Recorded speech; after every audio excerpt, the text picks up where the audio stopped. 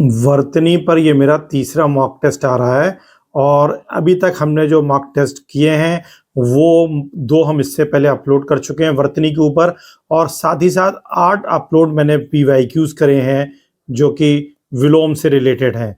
और देखिए बहुत ही इम्पोर्टेंट सीरीज चल रही है, और अगर आपने इस सीरीज को फॉलो किया तो डेफिनेटली ये बिल्कुल आप मान के चलें 55 आउट ऑफ 60, जो कि हिंदी के पेपर में 60 प्रश्नों का होता है, बहुविकल्पी है, आप 55 प्रश्न करने के लिए बिल्कुल भी तैयार हो जाएंगे।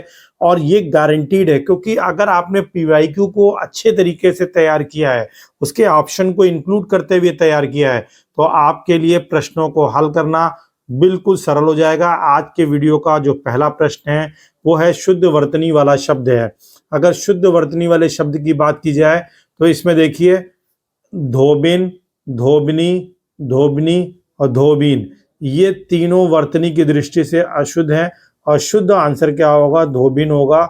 और इसको आप ध्यान कर लें। और जैसा कि मैंने पहले भी कहा है कि आपको इसको तैयार करने के लिए, वर्तनी को तैयार करने के लिए लिखना पड़ेगा।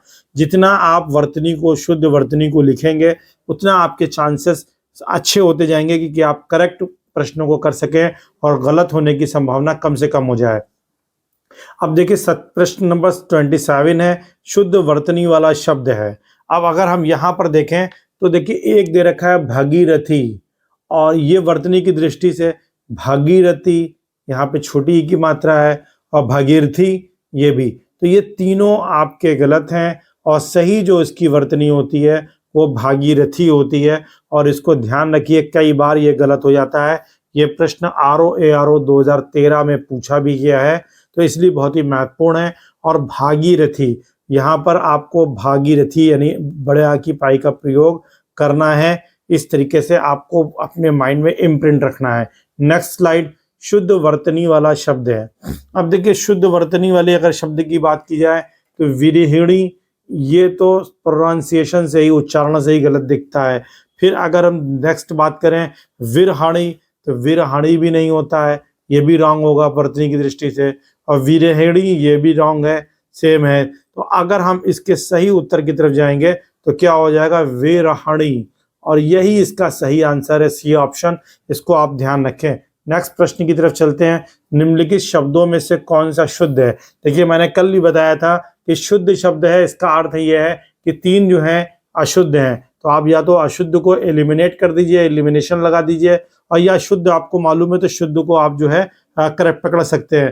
तो विदुषी नहीं होता, ये रॉन्ग हो जाएगा।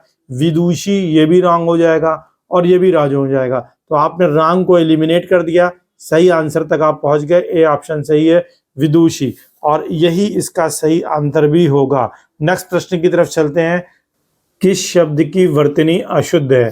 अब यहाँ पर हमें अशुद्ध वर्तनी को निकालना है। इसका मतलब यह है कि 3 यहाँ पर शुद्ध वर्तनी है। तो देखिए लंगड़, ये सही वर्तनी है, और इसलिए ये वर्तनी सही है, बट ऑप्शन नहीं होगा क्योंकि हमको अशुद्ध चाहिए।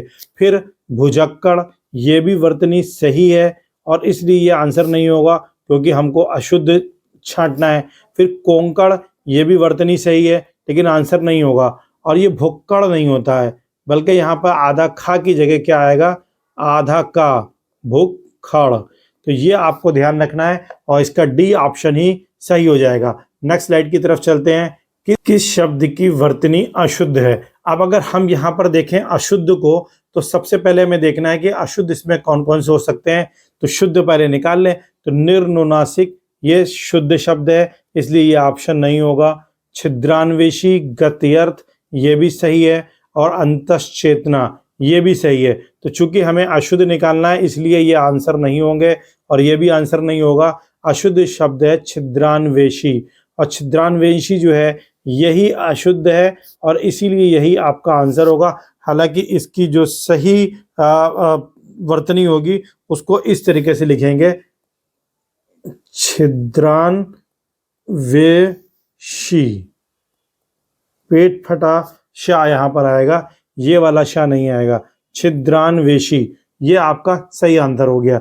नेक्स्ट चलते हैं, निम्नलिखित में से शुद्ध वर्तनी वाला शब्द। अब देखिए शुद्ध वर्तनी वाला हमको शब्द देखना है, तो ये तो रॉन्ग है, पिछली स्लाइड्स में भी और वीडियोस में मैंने डिस्कस किए हैं, ये तीनों गलत हो जाएंगे और कवियत्री यही सही ऑप्शन है। नेक्स्ट स्लाइड की तरफ, निम्नलिखित शब्दों में कौन सा शुद्ध है, तो कौन सा शुद्ध है, यही वाला हो जाएगा। ये रिपीट है, देखिए ये इंपॉर्टेंट प्रश्न है, बार बार PVIQ में पूछा गया है। नेक्स्ट स्लाइड की तरफ चलते हैं, कवि का स्त्रीलिंग शब्द क्या होगा, अगर ये प्रश्न आ जाए तो इसका सी ऑप्शन कवियत्री हो जाएगा, ये ऑप्शन सही है। नेक्स्ट, निम्नलिखित में शुद्ध वर्तनी वाला शब्द है। अब शुद्ध वर्तनी वाले शब्द की अगर बात की जाए तो देखिए पहला ऑप्शन शुश्रूषा दे रखा है, दूसरा सुश्रूषा दे रखा है और ये सी सुश्रूषा और सुश्रूषा।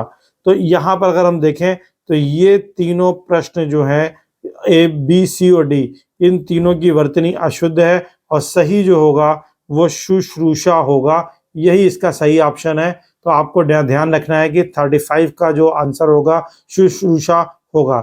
नेक्स्ट, शुद्ध वर्तनी वाला शब्द। अब अगर हम शुद्ध वर्तनी वाले शब्द को देखें तो देखिए ईर्षा, ये रॉन्ग है, ये भी रॉन्ग है हो जाएगा, ये भी रॉन्ग हो जाएगा और ये डी ऑप्शन इसका सही है। नेक्स्ट स्लाइड की तरफ, निम्नलिखित में अशुद्ध वर्तनी वाला शब्द।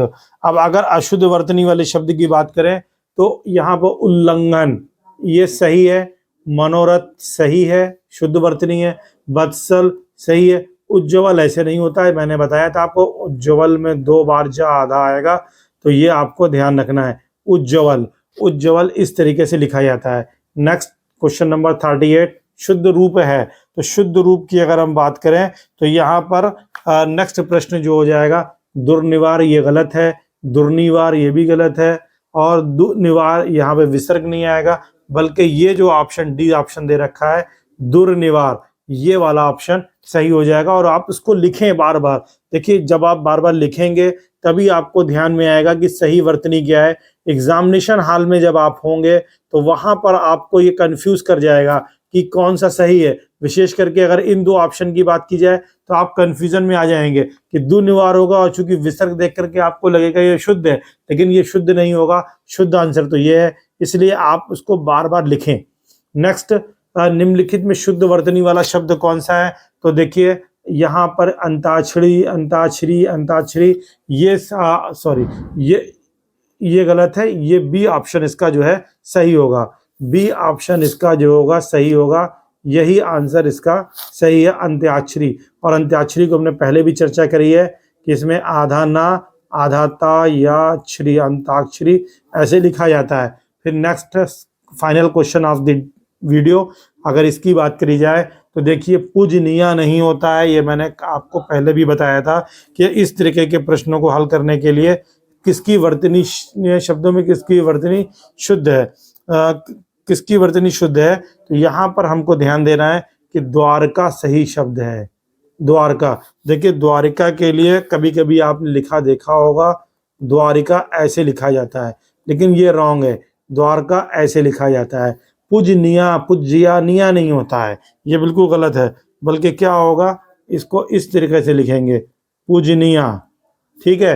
अंतर्ध्यान, ये भी इंपॉर्टेंट है, और अंतर्ध्यान ऐसे नहीं लिखा जाता है, बल्कि कैसे लिखा जाता है, अंतर्धान, अंतर्धान। और अहल्या बहुत इंपॉर्टेंट है, बहुत ही इंपॉर्टेंट है, अहल्या ऐसे लिखा जाता है, ये आया भी है, अहल्या, अहल्या आगे की स्लाइड्स में आपको मिलेगा, ये अभी लेटेस्ट आरओ में पूछा गया है, अहल्या, ये इंपॉर्टेंट है, इसको ध्यान रख लीजिए। और इस तरीके से अगर आप फॉलो कर रहे हैं तो आपको, आप एक कॉपी में पेन डाउन कर सकते हैं, जिनको मैं इंपॉर्टेंट बता रहा हूँ उनको रट लीजिए। जैसे अंतर्धान बहुत इंपॉर्टेंट है, पूजनीय इंपॉर्टेंट है, पूजनीय इंपॉर्टेंट है, द्वारका इंपॉर्टेंट है, अहल्या इंपॉर्टेंट है, अंत्याक्षरी इंपॉर्टेंट है, कुमुदनी इंपॉर्टेंट है। ये वो सारे वर्तनी है जिनको आपको रटा हुआ होना चाहिए। अगर आपको वीडियो अच्छा लगा हो तो लाइक और शेयर जरूर करें। Thank you so much.